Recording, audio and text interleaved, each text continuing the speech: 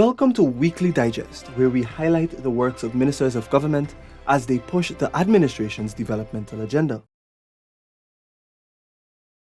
On Sunday last, the Ministry of Agriculture collaborated with the United Nations Food and Agriculture Organization, FAO, to celebrate World Food Day at the Albion Sports Complex, Albion, Region 6.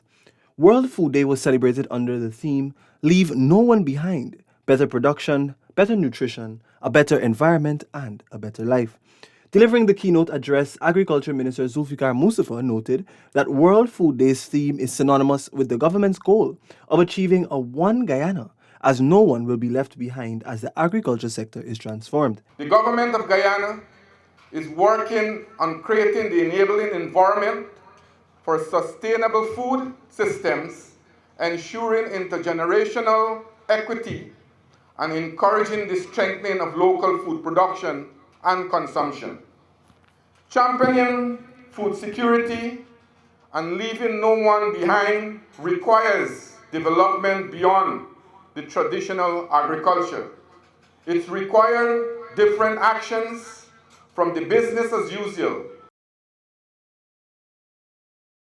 669 athletes from across the 10 administrative regions traveled to Georgetown to participate in Heritage Games 2022, which concluded on Sunday. Minister of Amerindian Affairs Pauline Sukai told the Department of Public Information this year there were a number of athletes competing against each other. I understand that this is the largest number of athletes being gathered here in the city to compete among themselves. And so it has been an important event. $50 million is expended annually for the Heritage Games by the government. The Central Housing and Planning Authority on Monday hosted a second round of consultation on the implementation of an automated single-window system for planning and building permission system. Senior technical representatives of the key government agencies participated in the consultation session held at the Arthur Chung Conference Center, Liliendal. Minister within the Ministry of Housing and Water, Susan Rodriguez, said the implementation of the single-window system forms part of government's efforts to create a business-friendly environment and improve the ease of doing business. She said with the expected increase in development applications, there is an urgent need to introduce an automated process that streamlines workflow with the CHPA and other agencies. As a matter of fact, the increase in planning and construction permits is already upon us, with an unprecedented 1,964 applications processed by the CHPA between the period October 2020 to September 2022. 1,798 of those applications were approved in full or in part, and 88 are directly related to the oil and gas industry. Dealing with construction permits, for the most part, involves the planning permission system whereby the CHPA is the principal agency with direct functional linkages with the local authorities and with the other regulatory and statutory bodies.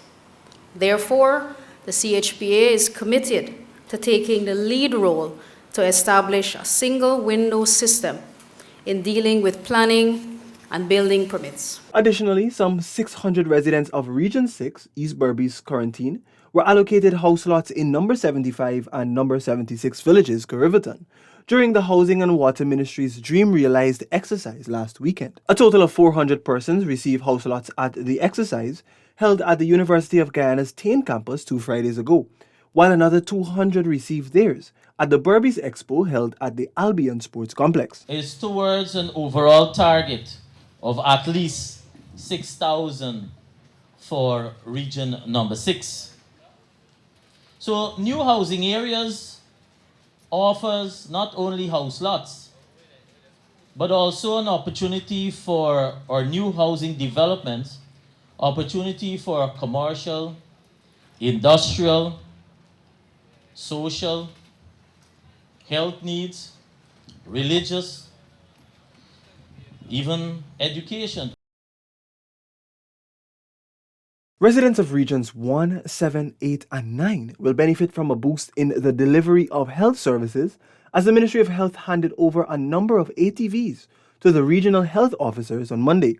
Minister of Health Dr. Frank Anthony cited a loan from the World Bank that promoted an improved response to COVID-19. We also recognize in doing some of the assessments across the country that apart from procuring equipment for the hospitals, that it was also essential that we were able to transport patients when they're sick from one point to another, especially in the very remote areas. Continuing in healthcare, an agreement was also signed on Monday between the Ministry of Health, the Food and Agriculture Organization, and the World Bank to facilitate an updated performance of veterinary services PVS assessment as part of the One Health agenda. Minister of Health Dr. Frank Anthony stated that an integrated and cohesive approach is necessary to facilitate the proper delivery of health services. In a global world today, we have to consider the broader aspects of health, which include working with other sectors, working with other ministries, if we are going to have a full grasp, a more comprehensive view of delivering health. With this assessment, we'll have a clearer idea of some of the things that we need going forward over the next couple of years, and our objective is to help to implement this. Residents of Region 2, Pomeroon-Supernam, will see their lives being improved as government intends to push more investments in the region. Minister of Local Government and Regional Development, Nigel Darmlal, at an event held to commemorate a monument, made this disclosure. Minister Darmlal reminded that government's position on community development is very sincere.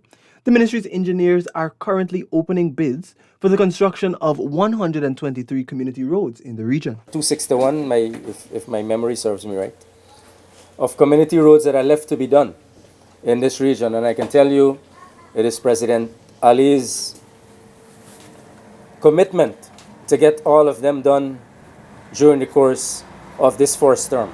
Some of the investments made already in the region are the US $30 million hospital that is expected to be constructed to provide health care to Region 2 residents. Some $2 billion was set aside in the 2022 budget for the construction of call centers in Regions 2 and 6. As part of a collaborative effort to integrate women in the energy sector in Guyana, the Board of Industrial Training BIT, through the Ministry of Labor, Ministry of Human Services and Social Security, the Guyana Energy Agency, and the Inter-American Development Bank launched the Energy Matrix Diversification Program in Region 7. Delivering brief remarks, Chief Executive Officer of BIT, Richard Mon, stated that the main focus of the training is to ensure that women are able to participate in the energy sector just as their male counterparts. We are confident that you will be able to develop yourself the skills and competencies that are necessary to make you be able to use the knowledge, the information, and the skill acquired over the next 3 weeks to go out there and to earn from the skill acquired. At the end of the training, you're able to use the skill to benefit yourself, to benefit your family, and to benefit your community at large. Just about 42 women from Bartica, Region 7, are set to benefit from the EMDP, which gears towards strengthening the energy department. This program is referred to as the Solar Installation Training as well. The duration of the program will last for 3 weeks. The training will improve their productive use of energy and capacities in the developing solar energy subsector. The Ministry of Public Works, in collaboration with the Inter-American Development Bank on Tuesday, launched Resolve, a digital notification software that provides real-time traffic alerts. Minister of Public Works, Bishop Juan Edgel, said that the tool will prove highly effective in keeping the public updated and informed. With this app and notifications that will come to your phone through WhatsApp and all the rest of it, every Guyanese would be able to get notifications in real time what is happening on the thoroughfare. They'll be able to make adjustments, alternative arrangements. Notifications will be able to come at a certain time ahead. Vice President Dr. Bharat Jagdeo this week met with fisherfolk, farmers, and youths of Region 2, Pomeroon to Panam. The VP was at the time spearheading the distribution of the $150,000 one-off cash grant in Region 2 to 706 fisherfolk. We promised to restore the children's grant. And so this year, many of you who are teachers and others know that every school child got $30,000. And then we said in 5 years, we're going to get $50,000 per child. We have about 200,000 children in school, both in private and public schools. Now they're getting that. That's over $6 billion alone this year that we put in the pockets of the children and the parents. First Lady Arya Ali at the simple handing over ceremony urged the brothers and sisters to continue being strong. She said she was prompted to render assistance after learning about their situation. I saw it fitting not only as a mom, but I want to grow up in a single parent home. And I know life can be very challenging, and I'm sure Rashid is still facing a lot of challenges, but I know he is strong. The home was constructed after the family reached out to the office of the First Lady and with assistance from sponsors. The South Dakota Circuit, Guyana's premier home of motor racing, is being transformed into the #1 racing circuit in the Caribbean. This project is expected to boost the country's tourism sector. In an effort to modernize, transform, and diversify the economy, the Guyana Motor Racing and Sports Club has entered into a partnership with the Government of Guyana through the Ministry of Finance to facilitate upgrades to the circuit. Senior Minister within the Office of the President with responsibility for finance, Dr. Ashni Singh, visited the site on Thursday. While historically we've been able to attract motor racers from elsewhere in the region, we want to make this a major event. We want to build around Races Day or Races Days, the key racing days of the calendar. We want to build, first of all, we want to be able to have world-class certifiable races in Guyana, which means whether it's level 3 in the Formula One Association classification in the first instance, bringing the track up to a level that we can have internationally recognized races here, so that requires an upgrading of the infrastructure, but also building a whole calendar of events around it. He noted the tremendous economic benefits that will derive once this is done. Dr. Singh also noted that it is the vision of the government to create an entire calendar of event-based tourism to promote a dynamic and diversified tourism product. That's it for this edition of Weekly Digest. For these and other government-related information, do log on to our website, dpi.gov.gy, and our social media platforms as well. Goodbye.